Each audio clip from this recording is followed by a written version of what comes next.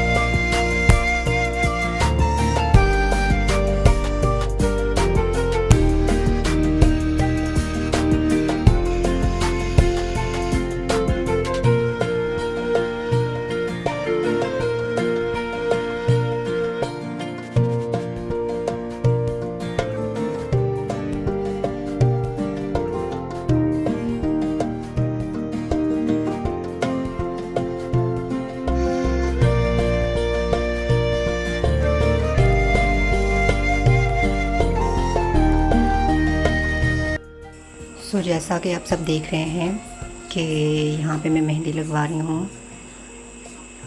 अच्छा, हर ईद पे ही तकरीबन जो है वो ऐसी तैयारी हो रही होती है मेहंदी की, चाहे लगानी आए या ना आए, खैर लगानी तो होती है। और अब ईद सबकी तो मेहंदी भी सबकी। मेहंदी सबकी इस कहने का ये मतलब है कि यहाँ पे मेरे पास एक छोटू सा बच्चा भी आया हुआ था, जो स्पेशली इसीलिए आया था कि मैंने मेहंदी लगवानी है। तो मैंने फिर उसको भी मेहंदी लगा दी। अभी शायद वो पीछे रह गया होगा या शायद आगे आएगा, जिसमें उसकी वीडियो भी है और उसकी पिक्चर्स भी हैं जो उसने मेहंदी लगवाई। और काफ़ी खुश था वो, और कल वो अच्छे से ईद भी मनाएगा। बाकी ये जो बच्चियाँ हैं, हम लोगों ने इस बार जो है वो टिक्की स्टाइल बनाया, because this is the simplest style and the easiest one. फ़ौरन से लग जाती है, आप लगाते हुए थकते भी नहीं हो और बच्चे भी खुश हो जाते हैं।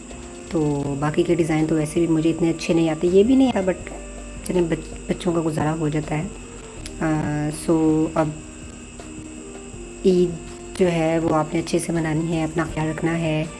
और मौसम जो है वो ऐसा है कि जिसमें वैसे बीमारियां बहुत आम हैं, तो बहुत ज़्यादा नहीं खाना, अगर खाया भी तो हिसाब का, ताकि हेल्थ भी बरकरार रहे।